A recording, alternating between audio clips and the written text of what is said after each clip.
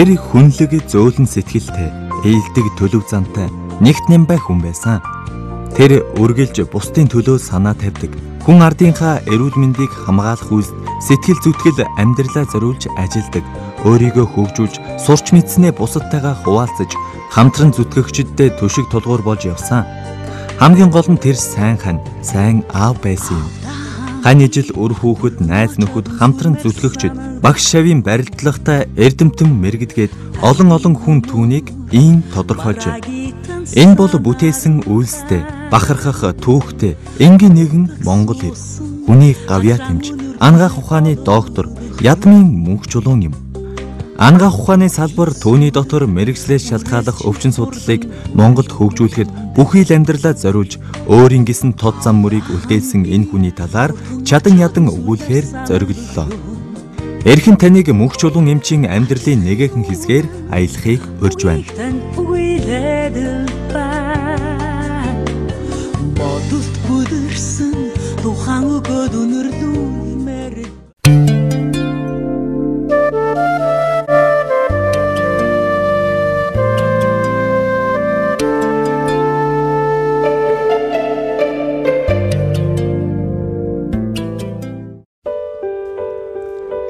Тэртех 1938 онд Монгол орны зүүн урд хязгаарт Сэцэн хаан аймгийн Сансрайд орж байсан хошуу буюу одоогийн Сүхбаатар аймгийн Эрдэнэ цагаан сумын нутагт Эхэн цагаан гэдэг газар бяцхан хүү дуу хадаан мэндэлсэн нь хожимын өдөр нутаг усандаа бурхан эмч хэмээн хүндлэгдсэн мөнх чулуун байлаа. Хүү багаасаа ээжтэйгээ болон нагац игч ядам, нагац ах гочоо нарын хамт Эхэн цагаанда амьдрах болжээ. Учир нь түүнийг нэлэх байхад аав нь өөд болж мөн нагац игчийнхэн нөхөр лам хүн байгаад хэлмэгдсэн тул өнчин өрөөсөн үлдэхэд бие биеэ бараацсан нь тэр. Хүний амьдрал гэдэг их сонин. Ямар ч амьдрал донд хүн болж хүмүүжих нь энэ бүгдээс хамгийн эрхэм юм. Мөнх чулууныг түүний нагац игч үрчлэн авч дэрэгдээ өсгсөн юм. Гадаа гарч ир, гэрт орж эм болох ядам хөгшөнд өргөмөл ганц хүн өмг түшиг ихтэй байж тэднийх 10 гаруйхан бог малтай. Мөнх чулуун хүү хэдэн хон ямаагаа хариулж өдөржин Эхэн цагаан болон Бяруудын хөндийдөө өнжин. 1949 оны намар хүү сумынхаа баг сургуульд элсэн орж эрдэм номд хичээнгүйлэн суралцаж эхлэв. Манай мөнх чулуун бэтэдүүд 1-р ангиас 4-р анги хүртэл зотол сумын баг сургууль суралцж байсан. Мөнх чулуун бол хөднөөс морьтой л ирдэг байсан, сайн санахгүй байна. Тэгээд тэр базартаа хоёроо сундалдаад явдаг байсан. Тэгээд мөнх чулуун маань бол ер нь цовоо сэргэлэн нөхөрсөн хүүхэд байсан. Тэгээд бид нар бол ингээд л юу яадаг гэсэн тэр үед ч одоо бид нар хичээлийнхээ завсарлагаагаар л завсарлах хугацаанд л бүгдээрээ жагсаад л пианорынхаа тухай дуулдаг байсан. Тэгээд юу мөнх чулуун маань их нөхөрсөг гэдгийг юугаар хэлэвгээр тэр үед одоо үзэгний ийм гушуу олддоггүй байсан. Тэгээ мөнх чулуу бол бидэнд хаяа гушуу үзэгний гушуу тарааж өгдөг. Тэгээ мөнх чулуунаа бид нар их хөндөлдөг. Мөнх чулуу маань их томоотой хөөхд байсан. Тийм их сахилахгүй хөөхд байгаагүй. Мөнх чулуун хүү баг сургуулаа төгссөний дараа 2 жил завсардан Дорнод аймгийн Човлсон хотыг зоржээ. Тухайн үед Човлсон нь хөгжлөөрөө нийслэл Улаанбаатарын дараа ордог байсан болохоор Сүхбаатар аймгийн зүүн чиглэлийн сумдын хүүхдүүд тус хотын дунд сургуульд олноороо ирж суралцдаг байжээ. Тэдний нэг мөнх чулуун хүү. Түүнтэй 6 дугаар ангиасаа эхлэн хагас 100 жил үерхэж нөхөрлсөн ангийн анд мөнх баяр нь. Манай ангид халах бүрээд бараг үзэмчингээд хэд хэдэн ясны хүүхдүүд байдаг. Нэг ясандоо интернационалч маягийн хамт олон байжээ. Тэдний дундаас мөнх чулуун бид хоёр их дотно. Дээр нь ижил өнгийн дээл гутал цэргийн даргын суран бүсээр гангардаг байж билээ. Бид хамтдаа сургуулийн концертод оролцож, залуу гвард жүжигийн Олег Кошевой зэрэг гол дүр тоглож, уран зохиолын дугууланд суралцсан, шүлэг оролдож, дөл сонд мэдээ бичнэ гэх зэргээр сургуулийн амьдралыг маш идэвхтэй зав чөлөөгүй хөгжилтэй өнгөрүүлсэн хэмээн багын найзаа дурсан ярьсан юм. Човлсон хотын 10 жилийн 1-р сургуулийг 1959 онд төгссөн Гомбодорж багштай 10-ын Б ангиас биологийн ухааны доктор Мөнх Баяр, мөн биологийн ухааны доктор Санчир, ангаах ухааны доктор Хүний гавьяа тэмч мөнх чулуун нарын 3 доктор төрөн гарсан юм. Ангийнх нь 3 доктороороо бас профессор дамжнаараа бахархах дуртай. 10 дугаар ангийн амжилттай төгссөн мөнх чулуун хүү эмч болохоор сэтгэл шулуудан ангаах ухааны их сургуульд элсэн оржээ. Тэрээр үргэлж шинийг мэдэх гэж эрэлхийлж байдаг. Хичээл зүтгэл сайтай оюутан байсныг оюутан цагийн нөхдөнд дурсан ярьдаг юм. Намайг Монгол Улсын их сургуулийн хүн эмнэлгийн төгсөх ангид сурч байхад мөнгө чулуун 1-р курст оюутнаар анх ажиллаж байсан. Эзний дараагаар номын сан болон Монгол Улсын их сургуулийн дугуй залд хичээл уншиж байхдаа биднүүд орон цагаар таарч нэгдэр хичээл ном уншдаг ийм улсууд байлаа. Мөнгө чулуун бол сурах эрх мэддэг, сурч боловсрохлохын төлөө өөрийгөө дайчилдаг, номын санд их суудаг, их нихур тийм оюутан байсан тэр үед мэдэж байсан юм аа. Хожим нь мөнх чулуун 1964 оны төгсөгчдийн дундаас топ 1 эмчээр өргөмжлөгдөж, Монголын мэрэгжлийн өвчин судлалын анхны эрдэмтэн, мэрэгжлийн өвчин судлалын үндсийг тавигч хэмээн өндрөөр үнэлэгдсэн билээ.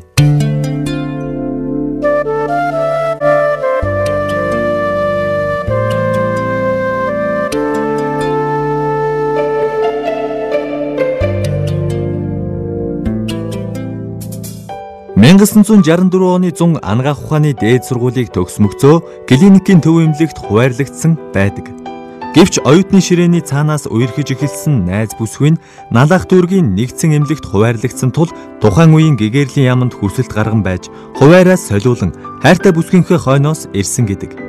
Ийхүү залуухаас ажил амьдралынхаа гарааг налах дүүргээс эхэлсэн юм. Тус дүүргийн нэгдсэн эмнэлэгт доторын эмчээс хөдөлмөрийн гараагаа эхэлсэн залуухан эмч мөнх чулуун ном их уншдаг, альваад судалгаа дүгнэлттэй ханддаг. Шаргуу хөдөлмөрч чанараараа ажил мэргэжилдээ түргэн өсч, ердөө 6 сарын дараа эмнэлгийнхээ ерөнхий эмчээр дэвшин ажиллаж, жил хагасын дараа гэхэд Налах хотын эрүүлийг хамгаалах хэлтсийн даргаар ажилласан байна. Тухайн үед Налахын уурхачдын тоо 1000 хол давсан байсан бөгөөд тэд уушиг тоосдох өвчнөд нилээд өртөж байгааг мөнх чулуун эмч анзаарчээ. Тиймээс энэхүү мэрэгжлээс шалтгааллах өвчлөлүүдийг судалж эхэлсэн байна. Тэр цаг үргэлж уурхачдын төлөө сэтгэлээ чилээж, тэдний эрүүл мэндийг хамгаалахын төлөө хоёргүй сэтгэлээр зүтгэж байсныг тэр үеийн уурхачид налайхчууд одоо ч дурсан ярьдаг. Тэдний нэг бол мөнх чулуун эмчтэй 1964 оноос танилцсан, үерхэж нөхөрлөж ирсэн балдоржгой юм аа. Тэр уурхачдын амьдрал одоо хувь заяа бол эрүүл мэнд байлах талаас мөнх чулууны гарт байсан юм а гэж ингэж хэлж болох юм. Чухам эмнэлгийн ямар үйлчилгээг өдөр тутам, цаг мөч тутам яаж хүргэх үү, яах вэ гэдэг бүх асуудлыг шийдэхээс гадна өөрөө уурхайд орно, үзнэ. Янз бүрийн ославаар имэ тэмээ юм болоход хамгийн түрүүнд дуудагч ирнэ. Тэр комиссийнхантай цуг ажиллаж одоо тэр хүний эрүүл мэндийг амь насыг хамгаалах үйлсэд өөрөө гардан оролцдог. Тэгээд нэг үдсэн хүнийг нэг үдээд орхидог. Нэг эмчилсэн хүнийг нэг үдч чад хайчдаг. Тэрний араас өрөөсөө эдгэртэл нь тууштай явдаг. Байнгын гэр орноор нь хэлсэн хэлээг очино. Үзнэ, дуудаж уулзна. Ер нь Налахад чинь одоо тэр 20 хэдэн мянган хүн дотор л нэг өсөндөө одоо борхон эмч гэж нэрлэгдсэн хүн дээ. Амьдралынхаа 10 гаруй жилийг Налах дүүрэгт уурхачдын дунд өнгөрүүлсэн мөнх чулуун эмч судалгаа шинжилгээг ууггүй хийсний дүнд 70 оноос мэрэгжлээ шалтгаалсан өвчнүүдийн 65-аас 70%-ийг эзэлдэг уушиг тоосдох өвчнүүдийг эрт илрүүлэн онцлох, эмчлэх, урьдчилан сэргийлэх орчин үеийн аргуудыг практикт нэвтрүүлж ажилласан нь одоо ч тухайн салбарт үр дүнгээ өгсөөр байна.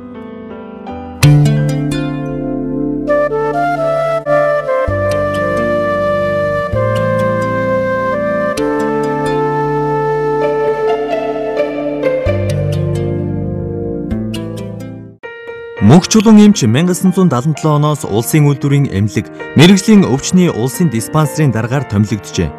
Тэрээр хөдөлмөрийн гараагаа амжилттай эхлэж гал голомтоо бадраасан, 3 хүүхдэд төрүүлж өсгсөн, судалгааны ажлаа хийсэнгээд амьдралынх нь олон чухал үйл явдууд өрнсөн Налах тосгондоо налайхчудаа сэтгэл нь хорогдож байсан ч түүний ажлын туршлага, судалгаа шинжилгээний үр дүнг ганц эмнэлэг, ганц уурхайд биш харин улс даяар өргөн хүрээнд үйл ажиллагаа явуулахаар шинээр байгуулагдсан тэр газар ажиллах юм бол илүү олон хүнд аж буйнаа өгөх болно гэдгийг ухамсарлаж байлаа. Налайхад 10 хэдэн жил ажиллаж хаад энэ мэрэгжлээ шалтгааллах өвчний диспансерыг одоо байгуулсан толгойн чулууг тавьж анхныхан дараагаар ажилласан. Тэгэхээр энд бол Монголын нийт уулуурхай нийт одоо үйлдвэр үйлчилгээний бүх салбарын улсууд энд харьяалагддаг.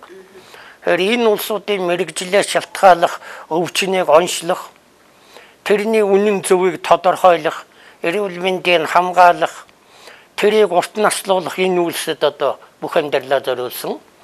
Ийм одоо үнэхээр гавьяатай үйлстэй ингэж одоо хэлэхэд сандаа арга байхгүй.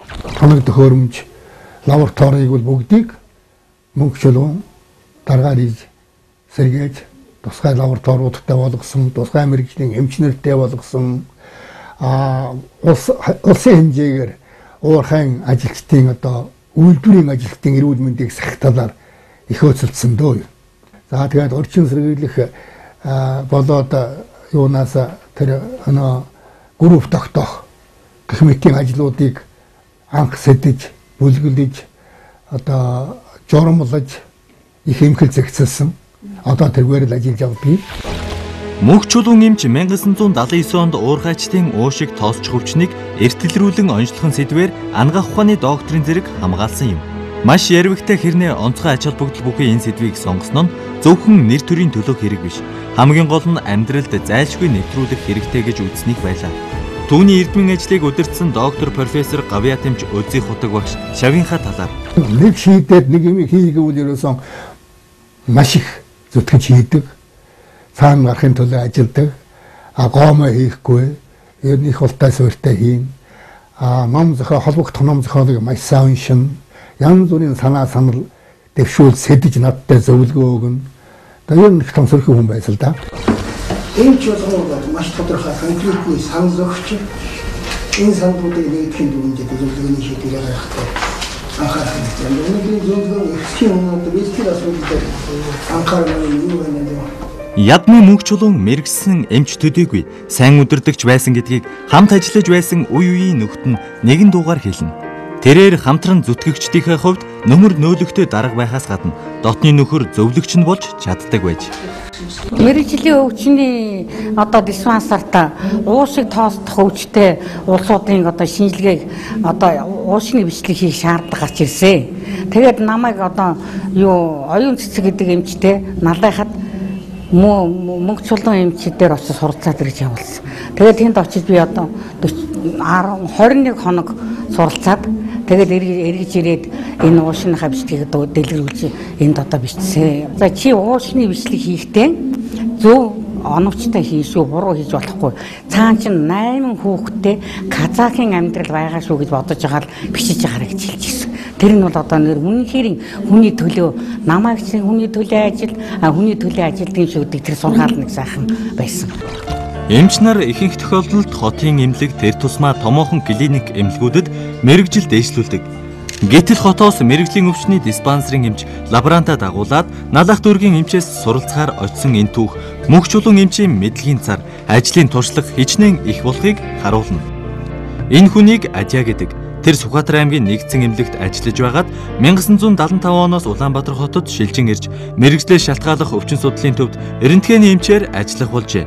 Тэрээр 29 жил мөнх чулуун даргын удирдлага дор ажиллаж байгаад 2005 онд Гавьяаныхаа амралтыг нэгэн зэрэг эдэлцгээсэн байна. Мэргэжлийн өвчний одоо онцлолт тэр дундаа рентгений онцлолт дээр бол надад маш их одоо тусалцаа дэмжлэг үзүүлж ирсэн.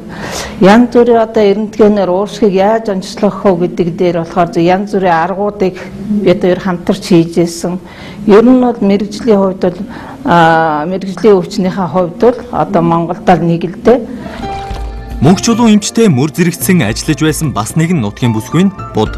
Тэрээр энэ байгууллагад 1976 оноос эхлэн 2003 он хүртэл 28 жилийн турш доторын эмчээс эхлэн нөхөн сэргээх эмийн бус эмчилгээний кабинетын эрхлэгчээр ажиллаж байжээ.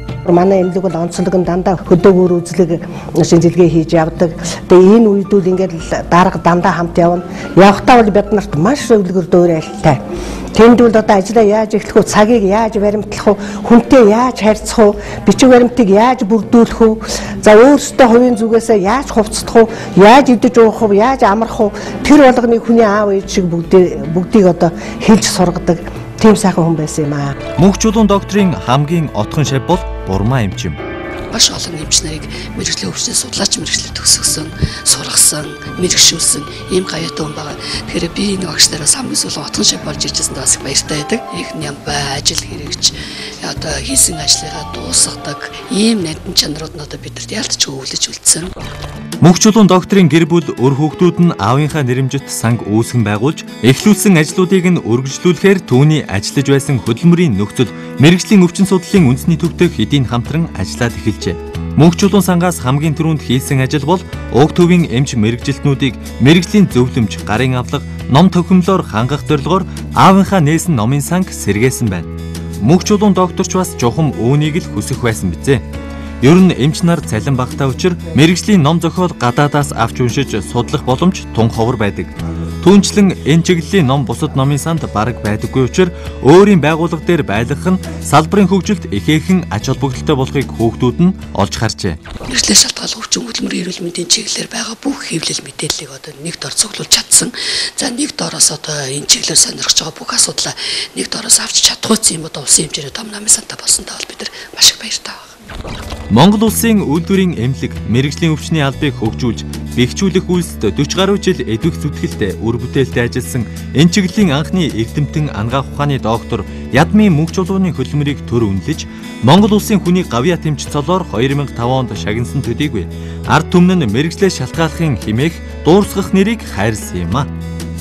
Түүнчлэн 2012 оны 4-р сарын 18-ны өдрийн засгийн газрын хуралдаанаар хөдөлмөрийн нөхцөл мэрэгжлийн өвчин судлалын үндэсний төвийг түүний нэрэмжит болгохоор шийдвэрлсэн юм. Өөрийнхөө хөдөлмөр зүтгэл амьдралынхаа нэгэн үеийг энэ салбарын хөгжлийн төлөө зориулж авсан эрдэмтэн Монгол улсын хүний гавьяа тэмч мөнх чулуун нэрэмжит болгох энэ үйл ажиллагаа өнөөдөр хийгдэж байна. Тэгэхээр мэрэгжлийн өвчин судлал гэдэг бол өөрөө анагаахын одоо судлагдах хүнд бас их чухал байр эзэлж байгаа. Анагаахын салбарын урдаа орих зүтгэлтэн эрдэмтэн судлаач гэдэг утгаар нь энэ салбар маань овогтой нэртэй болж байгаа энэ хүнийхээ үйл ажиллагааг амжилт бүтээлээр үргэлжлүүлж авч явна гэдгийг би эргэлзэхгүй байна. Орчин цагийн Монгол улсад уул уурхайн салбар эрчимтэй хөгжиж, энэ салбарт ажиллагчдын тоо эрс нэмтгэхийн хэрээр уушиг тоосжих зэрэг ажил мэргэжлээс шалтгаалдаг өвчлөлч бас өсөх хандлагатай байгааг мэргэжилтнүүд хэлж байна. Чухам энэ цагт мөнх чулуун докторийн үүсгэн байгуулагдаж, өдий зэрэгт хүргэсэн хөдөлмөрийн нөхцөл мэргэжлийн өвчин судлалын үндэсний төвийн эмч мэргэжилтнүүдийн үүрэг дэмжлэг туслалцаа улам их эрэлт хэрэгцээтэй болж байгаа юм.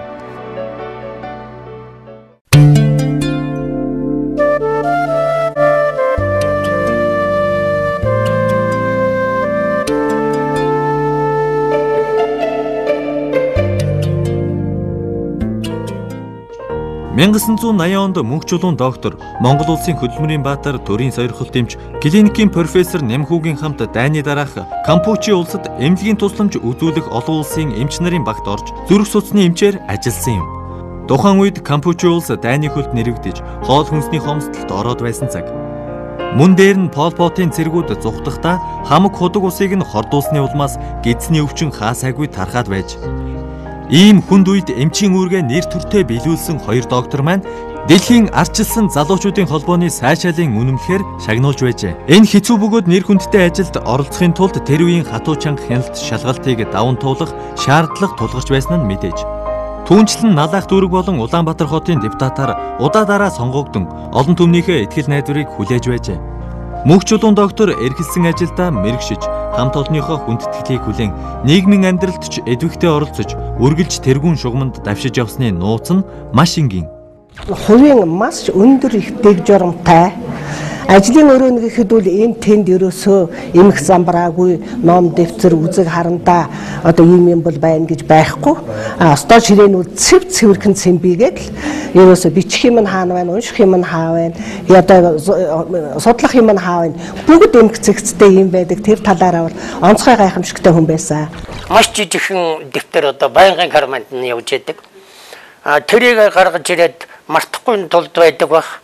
Ерөөсөн тэр бүх ажлаа тэр дэвтэр дээр дистраалан бич. Хөдөө гадаа энэ төр явж байхад үеч гэсэн ер нь тооцоо моцоог бол нарийн хийн нямба өргөж юмаа тэмдэглэж өөртөө хийж тэмдэглэсэн юмараар хүнтэй яг тийм юм би тэмдэглэсэн байна, энийг ингэж хийх юм байна энэ төр гэж бол дандаа ингэ зөвлөгөөнүүдийг л өгдөг байсан л та. Эмнэлгийн одоо өвчний түүх, мөнх, эмнэлгийн бусад бичиг баримтуудыг бүрдүүлэлтийн талаар бол бид нар их зөвлөгөө өгдөг. Эмч нар сайхан бичих ёстой. Бараг л одоо улаан мөрнөөс тийм өгүүлбэрийг тэмдэн тогсог, энд нь улаан мөрнөөс их л гэгч жишээтэй одоо багш хүн шиг тэгж бид нарт заавал зөвлөгөө өгдөг. Өөрөө их үлгэр дуурай болдог. Тийм хүн байсан. Надад төмсөд ярьж байсан танай шав мөнх чулуун доктор бол маш нямбай хүн юм аа. Маш секстэй хүн юм аа. Тийм ээ. Тэр ийм л хүн байсан. Нэг нямбай чанараараа аливаа ажлыг баараггүй хийж, хийсэн ажил бүр нь өрөөгөөжөө өгч, өнөөдөр ч үр шимийг нь хүрцээр байгаа олон хүн бий.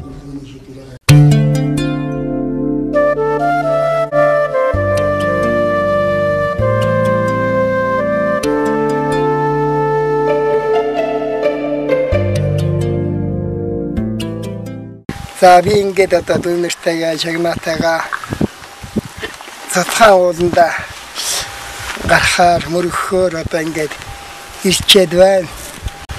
За би одоо өөрийнхөө болон хүүхдүүдийн амьдралын сайн сайхан гэрэл гээтэй бүхнийг нутгийнхаа хайрхан цатлахаа уус, нутгийнхаа уус өгдөөсийнхэн ерөөлтөй одоо холбож бодож шүтэж явдаг. Тэгээ энэ одоо социализмын үеэс шашин бурхан одоо хайртай байсан үед ч гэсэн би өөрийнхөө амьдрал, хүүхдүүдийн амьдралын одоо сайн сайхныг нутгийнхаа улстай тавьдаг. Шашингүй байхад ч би ирж мөргөж байсан юм байна. Яада нутгийн чинь нас явж энэ цотлоо уулмын. Энэ бол амьдралынхаа сүүлийн жилүүдэд өр хүүхэд аж зээ нартай амжилтлан загсан мөнх чулуунгаан үг. Түүний хүүхдүүд хотод өсч хот маягаар хүмүүжсэн. Тийм болохоор хөдөөний амьдралыг төдийлөн мэддэггүй. Харин мөнх чулуунгаа өөрөө хар багын л нутгаатаа гүйдэлтэй. Нутаг амтай нэгэн байсан. Бүгд би сэтгэл сэргийж аюусж байгаа үедээ. Хоорондоо гахгаад мөрөггүй байдаг. За бүрээ чамд чи одоо олон сайхан хүүхдээс хэлж гэж байгаа. Нааштай ч байж амьдрал их сайхан байхан. Тэр ахын дэвшүүлээ да. Тэр юу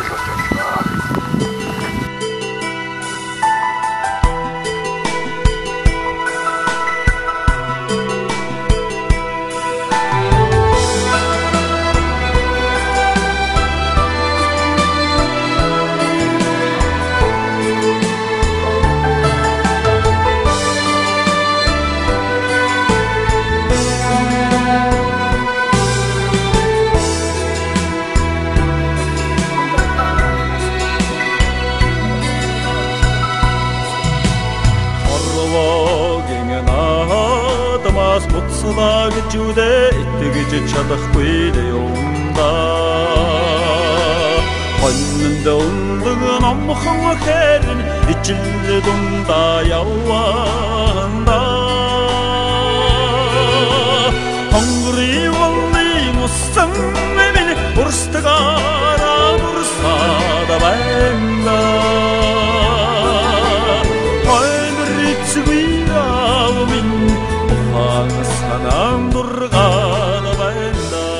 Эрдэнэ цагаан сумын нутгийн зөвлөлийн даргыг хамгийн удаан буюу 15 жил хажилласан цогтоочор профессор 80 оноос мөнх чулуун эмчтэй танилцж ажил хэргийн болон нутгийн ахын дүүгийн холбоо тогтоож байна.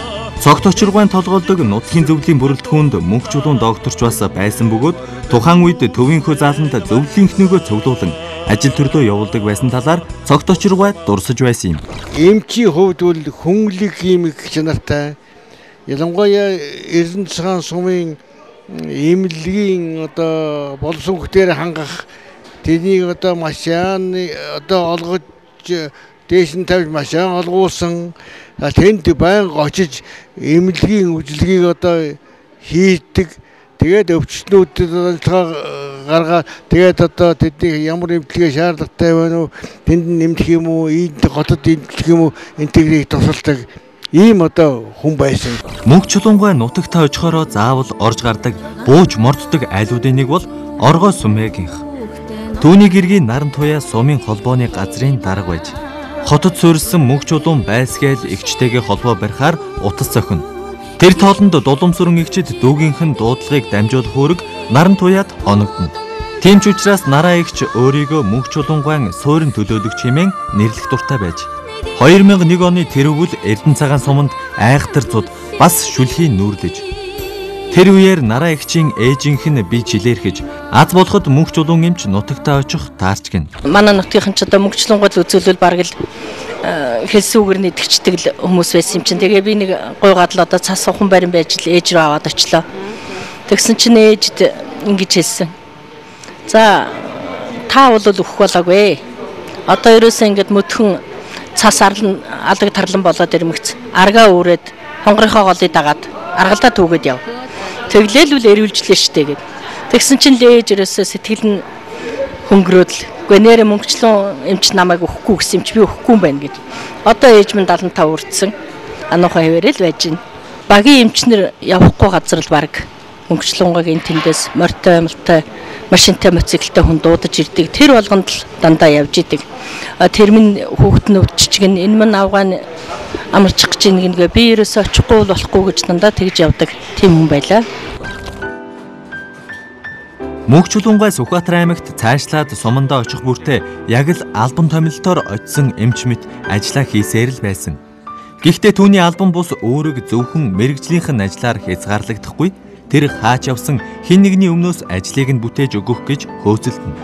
Их сургуульд ирж байгаа нутгийн оюутныг дотор байранд суулгаж өгөх, төвийн имлэг бараадаж хөдөөнөөс ирсэн хэн нэгнийг дагуулж, үзүүлж харуулах, ажилгүй нэгэнд нь ажил олж өгөх гээд мөнх чулуунгаан ажил ар араасаа ундарна. Утгаас ирсэн улс манайхаар их орж гардаг. Сүү цагаач мос тэр үед ч мос тийм элбэг биш байдаг. Хөдөөнөөс хүн ихээр л авчирдаг. Тэгэл өглөөс ирэх юм уу хичээл хараад ирэхэд хаалгангоогоо манад Сүхбаатараас хүн иржээ л гэж мэддэг байхгүй зүнрээрээ. Тэгэхээр манайхаас хүн тасардагч байсан одоо хэн нэгний нэмлэгт үзүүлэх, хэн нэгний ажилд оруулах, хэн нэгний сургуульд оруулах гэдэг юус ингэж одоо нэг өнөө цагт нэг нутгийн зөвлөлүүдийн хийдэг ажлуудыг л аавд энэ хийгээл бүгэлдэг байсан юм болов.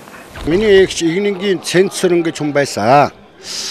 Тэгээд энэ хүн маань одоо сувлагчийн мэрэгжил эзэмшээд байж исэн. Тэгээд одоо мөнх чулуун гэдэг эмчийн удирдлагын доор нэггээр хэлбэл мэрэгжлийн шалтгааллах өвчний судлах үндэсний төв гэж байсан юм уу да.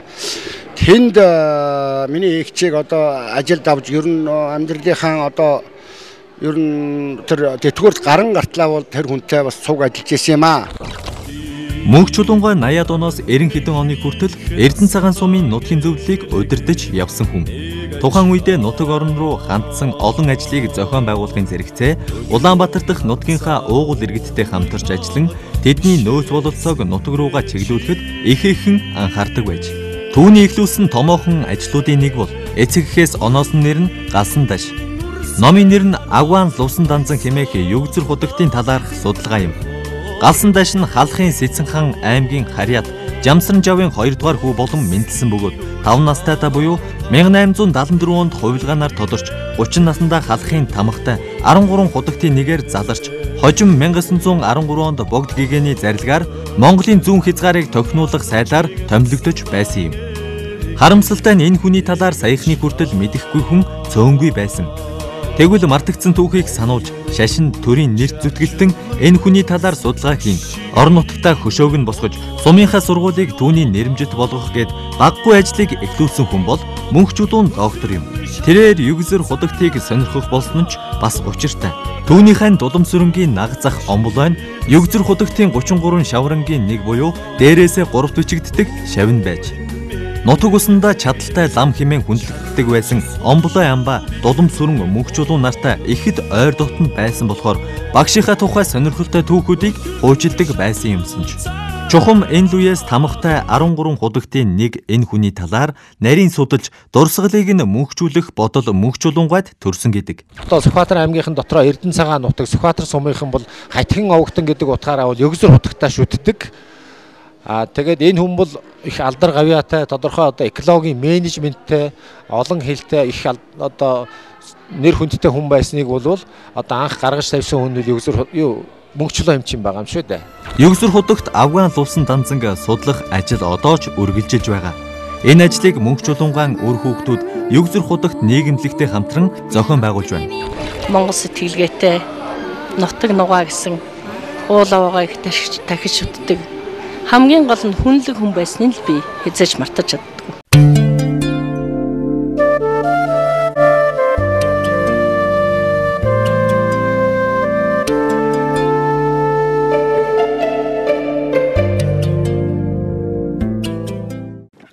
Мөнх чулуунгаа бурхан болохоосоо хэд хоногийн өмнө охиноо дуудаж эрүүлээд аав нь туулсан амьдралдаа сэтгэл хангалуун байдаг.